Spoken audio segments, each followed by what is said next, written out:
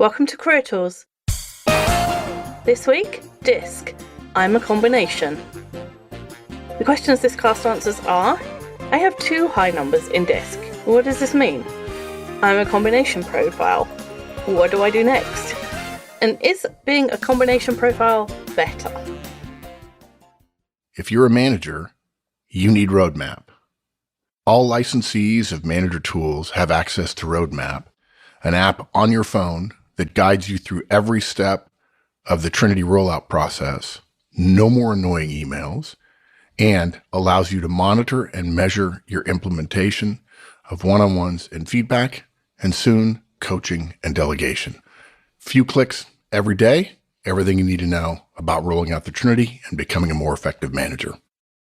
Okay, anybody's DiSC profile is a series of 4 numbers between 1 and 7. So you can be 7711, you could be 2257, any combination thereof. Any number that's above 5 we call high. And what that means is the person with a high number in that letter or that part of the profile is much more strongly likely to use the behaviors that we associate with that letter than if they had a low number. So if you're a 7 as a D, you're much more likely to act like a D than someone who has a 1 in the D dimension. And some people have 2 letters that are high. So they might be, as I just said, 7711, which is what Mark is, which is a high D and a high I. You can be a high D and a high C is quite common. A high S and a high C is common. A high I and a high S it's not as common, but it's possible. And it's absolutely possible to be a DS and an IC. They're just really rare because those are quite different. And we're going to go into those in a minute. But for some people, they have 2 high letters. Now, some of the behaviors of a D, like making fast decisions, are the opposite of what a C would do, which is Cs like to have all the data and make a decision in a very measured way. And so if you're a DiSC, you have these 2 opposite things going on. So the question then is, how do I do that without breaking in half? Somebody once told me the secret is coffee, but there are some other things that are going on too. And that's what we're going to talk about in this guidance. So the first part is going to be a lot more on how DiSC works and what it means to be 2 high profiles. And then we're going to talk about some specifics about how to deal with that in the workplace and be successful with it. Absolutely. We're going to cover your profile, paying attention to what feels right, paying attention to what's effective, playing to your strengths, and mitigating your weaknesses. Which is the same for everyone. It's just a little bit harder if you've got 2 high numbers. It's harder to get your head around, I think. But once you've got your head around it, it's easy. I agree. I think the biggest thing is being aware of what your profile means and then understanding how it tends to affect your behaviors so that you can just monitor those and track them in a way that helps you to be effective at work. Because really, your DiSC profile is just a measure of your behavior. So when you use the instrument, when you use the tool, you're first asked 28 questions about behaviors that you're most and least likely to exhibit. So things like whether or not you would move quickly or move slowly, stuff like that. And once you use the instrument, the result is a numerical representation of each of the 4 letters, which we talked about a minute ago, right? D, I, S, and C in that order, right? DiSC. And it gives you those numbers from 1 to 7. And that's what your profile paperwork shows you. If you've done a DiSC profile, it shows you those things. And so maybe your numbers are 7, 1, 1, 2. And that's high D, 7, high I, 1, S, 1, and C, 2. So specifically, this one is just high D because there's only one number above 5. The higher the number, the more likely you are to exhibit those behaviors or behaviors that fit into the range that are ascribe to that letter. There's certain behaviors that go with each letter, each tendency. And so if you have a 7112, then that profile will act like a high D because, again, the 7 is the D letter and it's above 5. Any letter on any of those 4 where you have something over 5 is what we call high. And you're likely to take the actions and exhibit the behaviors that go with that letter. Is it 5 and over? Yeah. It is, right? It's 5 and over. So if it's 5, it's still high, even though 5 technically isn't over 5. Yes, we should be more precise about that, I suppose. Yes, it's 5, 6, and 7. Those are high. So anything under 5, then we call low, and you're less likely to act in that dimension, in that specific letter profile, if you're under 5. So that's kind of a rough explanation of it. In the model, there are really 2 measures that people are judged against. There's the willingness to be assertive and focus. High D and high I, D and I, are associated with assertiveness. S and C are the opposite, that they're representative of reservedness. D and C are task focused, and I and S are people focused. So those are really the 2 things. And there's a ton of stuff about DiSC out there if you're interested in learning more about DiSC and what the tool is measuring, all those things. But we could make this cast could be from now until the end of time with all that stuff. So yeah, we must have 40 or 50 casts on DiSC now. And if you're still wondering what DiSC is and you want to take your DiSC before you listen to it anymore, you can go on the website under products, and DiSC profile is on there. I think it's $60 now. Obviously the price changes, so it depends when you're listening to this, but I think it's $60 right now.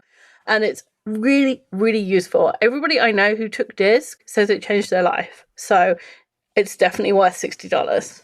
It is. It's really powerful. And it doesn't just tell you things about yourself, it tells you things about others that can help make you effective. Absolutely.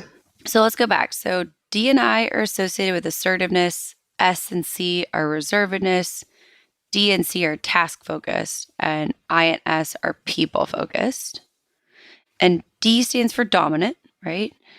These people are assertive. They speak loud. They speak fast. They have no problem making a decision. And they're task focused, right? There's 2 parts. They're working through their to-do list and they don't want to be distracted, right? These are the people that come into the office every day and they have a list of things to do, and that's what they focus on all day. That's high D. I stands for influence. These people are assertive, same as the high D, but they're people focused instead of task focused. They will get a bunch of people together to brainstorm before they make or work from a to-do list, right? They go to work to be around the people who work there. And that's not the same thing as having a to-do list. Although it's not to say that any profile is, better or worse at getting work done. We just all do it differently. Or that an I can't have a to-do list. Some I's do have to-do lists because they've worked out that having a to-do list is effective. What we're talking about is the natural behaviors, the things that you fall into when you're not thinking about how you're behaving. The things that you do, when you're just relaxed and not really thinking about what's going on around you, the things that you do naturally. And you can look at other people. If you go into Starbucks and you look at people, you can see the differences in the way they're acting just drinking their coffee. And some of those differences are accounted for through DiSC. Mm-hmm. So we'll do the other 2 right now. So the other 2 are S and C, and they're both reserved. So an S stands for steadiness. S is a people focus, like the I, but they're also reserved. So if you're talking to a high S, they will stop talking when you interrupt them, because the rules of polite conversation say that when someone else is talking, you should listen. And I won't stop talking, and I will just carry on, and you will both be talking at the same time. And that's absolutely fine for the I. And S doesn't like that because they're much more reserved and they're concerned with the welfare of other people and the group. C stands for conscientiousness. And these people are reserved like the S. They too will stop talking if they're interrupted, but they're task focused like the D. They like complex tasks that they can do alone. That's why a lot of software engineers are high Cs, and software is engineered in chunks. One person does a chunk and then you put all the chunks together, and that's what makes the program. And it's just because most of the people who do that work are high Cs, and that's how they like to work, on a single complex task where they don't need to talk to anybody else and they're just doing it on their own. So some people will have one of those letters. There'll be a high D, a high I, a high S, or a high C. And in this case, we're talking about people who have two of the numbers, which are high. Mm-hmm. So if this is reflective of you, right, you might see that your score has two numbers that are 5 or above. So you might have 7117. And maybe this reflects you, maybe it doesn't, but we're going to use it as an example. So a score might be 7117, and that would mean that the D and C are high. Another common score is 7711, which would mean that D and I are high. These two letters in each case have a commonality. The DiSC have task focus in common, right? If you're a combination D and C, both those dimensions have task focus in common. D and I have assertiveness in common. If you're high D, high I, both of your dimensions have assertiveness in them. If you have two letters that you're high in, it's most common for those letters to be adjacent to each other. So they'll either have assertiveness as a preference or focus in common. We should make clear they're adjacent in the image that's used for DiSC. They're not adjacent in the numbers. So 7117 is DiSC, and they are adjacent in the image that we show of DiSC, which shows the hemispheres broken up so that we can clearly see assertiveness and focus. So the numbers don't actually need to be adjacent to each other, but they're adjacent in the diagram. And the fact that they're adjacent in the diagram represents the fact that those two letters do have some kind of commonality, whether it's assertiveness or reservedness or task focus or people focus. Some people are DS or CI, but it's much less common. 3 high numbers is also possible, but it's much more likely than that the test has been taken incorrectly than that someone actually has 3 high numbers. It's not to say it can't happen, but usually 3 high numbers means you might want to retake. And when we say incorrectly, it's usually that people have thought too much about the questions. The best way to take DiSC is to go with your gut instinct about the question and just keep moving. It's 28 questions, you can do it in 30 minutes and it's done. If you took an hour and you get 3 high numbers, it's almost certainly because you were thinking too hard about the questions, and therefore you've got a really iffy result. Exactly. And all of this is based on what you would do when you're not thinking about it, which is why we want to make sure that you're thinking through it with your instincts as opposed to not like reading each word really carefully and thinking really hard about its definition and things like that. All of this is based on what you do instinctually. What's your first impulse, your first idea? And no matter your score, you can behave any way you like if you think about it first. You can focus on your behavior and think in a way about your behavior that will allow you to behave effectively. So let's cover those parts, right? Let's cover how to do that. Yeah. So first of all, we're going to talk about paying attention to what feels right.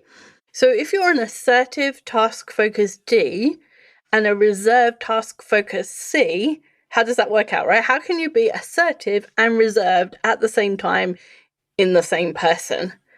And the answer is that you're not. The answer is that you activate a different set of behaviors according to the situation. So if you imagine a continuum with D at one end as the maximum assertiveness and C at the other end with the maximum reservedness, or said oppositely, the minimum assertiveness. So we've got this continuum of assertiveness. D is at the maximum, C is at the minimum. The DiSC does not fall in the middle. It's not an average of those two ends. What happens is that sometimes you will act like a D at maximum assertiveness, and sometimes you'll act like a C at minimum assertiveness. So let me give you an example. We see DCs in professions that require accuracy, like accounting and architects. And what happens is we see them being reserved when they're still looking at the data. So if you give an accountant the documents that represent the finances of a company, a P&L, a balance sheet, an aging summary, if you just give them to them and they just flick through them very quickly and you say, tell me how healthy this company is, they won't tell you. They will say, no, I'm sorry, I have to read the data first. I have to be sure that I'm giving you a good result. And they will read the data and make sure that they've come to the right conclusions. And then when you say to them, how healthy is this company? They'll say, it's poor. And if you ask them why, they'll defend that in the same way that a D would defend another decision, because now they're sure about the data. So when you first give them the data, they act like a C. They go into the details. They won't make a decision. They hesitate. They go slowly. And then once they're sure, they go fast and they'll be assertive like the D. So what they do is not what's in the middle of the continuum, is at both ends at different times in the project. In the same way, a high D, high I will not flip-flop between their D and I tendencies. A high D, high I manager will be assertive and task-focused when managing the work that needs to be done. However, in breaks or at lunch, maybe at dinner, their people focus will come out and they will be the life and soul of the party. At no point, though, will they be reserved, right? High D, high I's never hold back. Never. Never. So the first task then is to take note of your own behavior. Your natural tendencies will feel right in certain situations within the situation. And knowing the two numbers that you're high in, think about your behavior and what feels right in different situations. In meetings, are you assertive or reserved? When you're in a one-on-one with someone, are you focused on the tasks you need to do, or are you focused on the person? Do you make decisions easily? In what circumstances? When you're working on a task, would you rather work alone or in a group? Is it different based on the task? These are all questions to ask yourself when you're thinking about your profile and how to be effective and what's right for you in certain behavioral situations. Next is pay attention to what's effective. And we said earlier that you can behave any way you want to when you think about it first. If you doubt us, if you doubt this, think about the way you act in church and the way you might act at a rock concert. Even the loudest people are quiet in church, and the quietest of us get at least a little bit louder at a rock concert. We all have a range, and we all edit our behavior based on the situation. It's kind of like the way you would change your clothes if you were going to go one place or another. I think we've used that analogy before. You wouldn't garden in your church clothes. No, you wouldn't. So once you've established your behavioral patterns, then you need to ask yourself the next question, which is a question everybody has to ask, irrespective of their DiSC profile, which is, what's most effective? Because you know you can change your behavior, because we've just decided that everybody's quiet in church. So why wouldn't you if you know you can get better results? I mean, people say, oh, I'm just me. I have to be me. I have to be authentic. But it makes no sense, right? If being authentic doesn't get you what you want or doesn't get the best result, why would you stick with some behavior that's not working? I wish I had a better explanation than that, but I just can't make it make sense in my head that I would want to continue acting in a way that doesn't get me what I want. It just doesn't make sense to me. They're getting close to that whole definition of insanity, right? Yeah, that's right. So, for example, you might be working with someone with a different tendency to you, in which case, if you change your actions to be more like theirs, you'll be more effective. Now, we're not talking about mirroring. We're not talking about reflecting someone else's behavior. We're talking about changing things in your behavior. So, for example, if you're a high D like me, you talk fast, you talk loud, you talk over people. If you don't stop talking if you're interrupted, you just keep going because your voice is the most important one.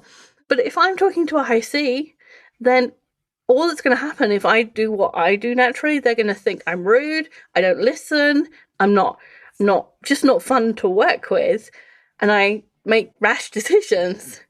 So if I'm talking to a high C, then I think, okay, I'm going to talk a little bit slower, I'm going to be a little bit more structured. If I get interrupted, I am going to make sure that I pause for them to talk in the gaps because they probably won't interrupt me. And magically, our relationship improves, the conversation improves, and we get better results. And I don't really know how the magic works, but I can tell you it's magic and it works every time.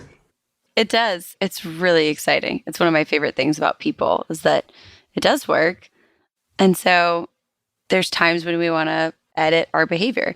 Maybe you could be in a situation where you're a high S and you're doing a presentation.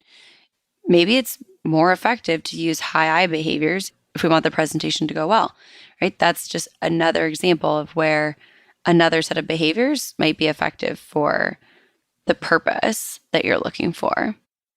And the great thing about it is if you've got two high letters, you actually have at least some of the other skills that you need. For a high D to act like a high S or use high S behaviors is really hard because they don't have any of the people focus naturally and they don't have any of the reservedness naturally. So it's like full on acting.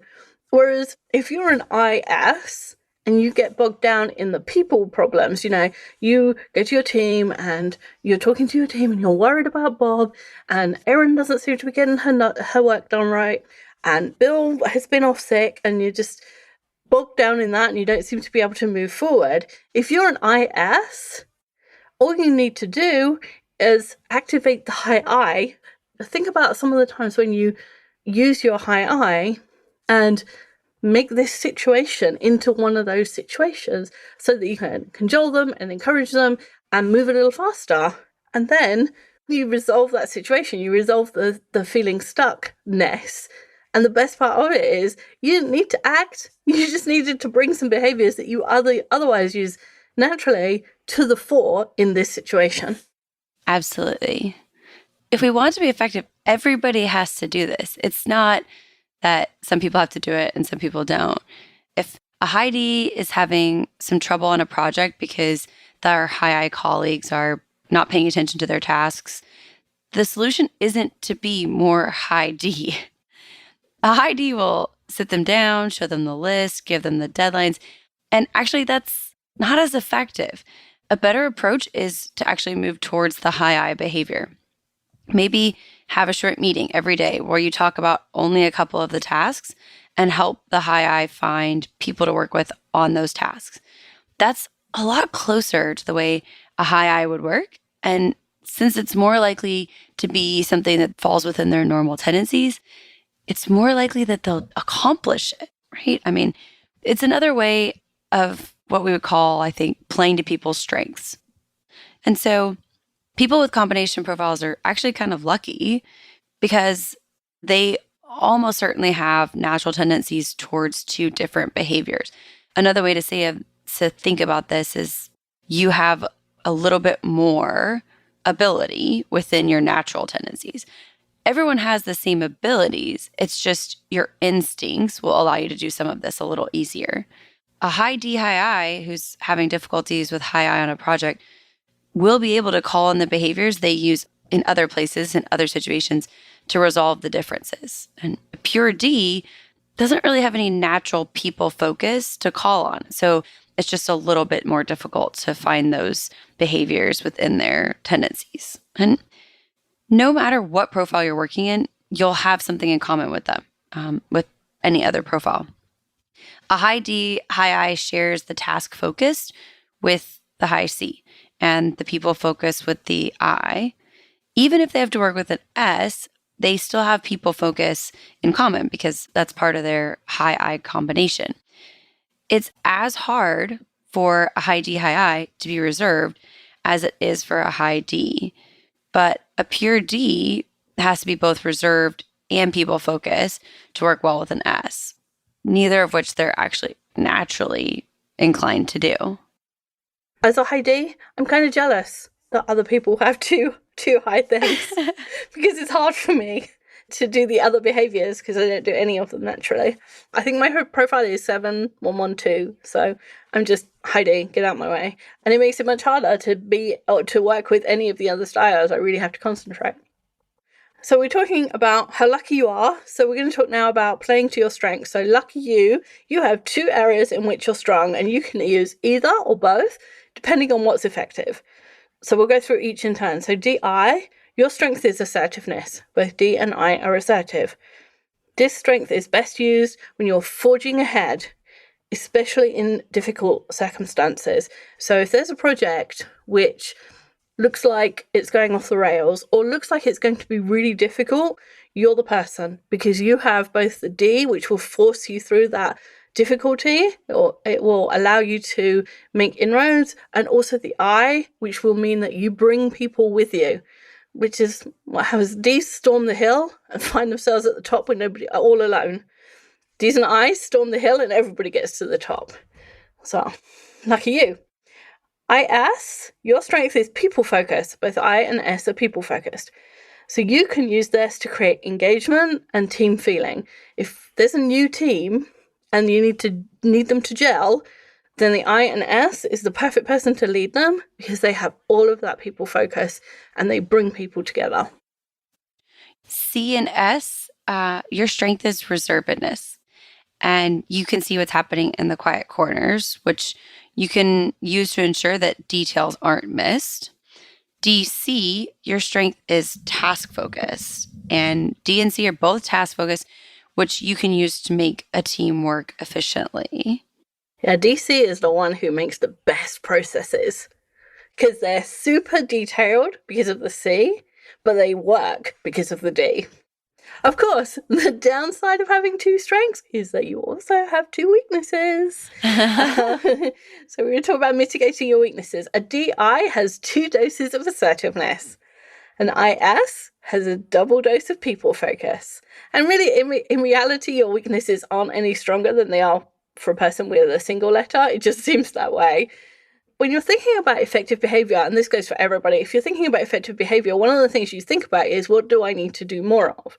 So if I'm a high S in a presentation, you want to have more of the high I assertiveness. You want big gestures, you want to be loud, you want to be fast, you want to have lots of facial movement. But the opposite is you want less S behaviors. So you want to be less slow speaking, less quiet voiced. You want to be less constrained in your movements.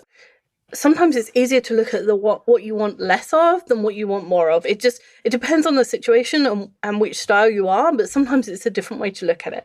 So we're just going to go run through those so that if it's easier for you to look at what you want to be less of, you also have that information. So DI, your weakness is reservedness. And sometimes you need to slow down and listen to what people say before making decisions or announcements. IS, your weakness is task focused. I and S are both people focused, and you really need to focus on making sure that work gets done. C and S, your weakness is assertiveness because both C and S are reserved. You need to speak up when the train is going off the rails. It's okay to speak up, and it's required of you if you can see something that's happening that is going to destroy everything. DiSC, your weakness is people focused because both D and C are task focused. You need to remember that the numbers on your spreadsheet represent people and they want to be heard.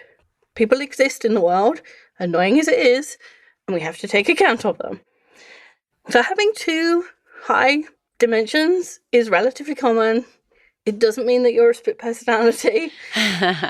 Somehow you manage to keep both of them in you at the same time. And that gives you extra strength, but it gives you extra weakness. It gives you some real advantages over other people. And you can activate those advantages if you think about what you're doing, or you think about what you're doing naturally. You're thinking about what you can do to be more effective, and you make those changes. Thanks, Kate. Thanks, Wendy. Bye, everyone.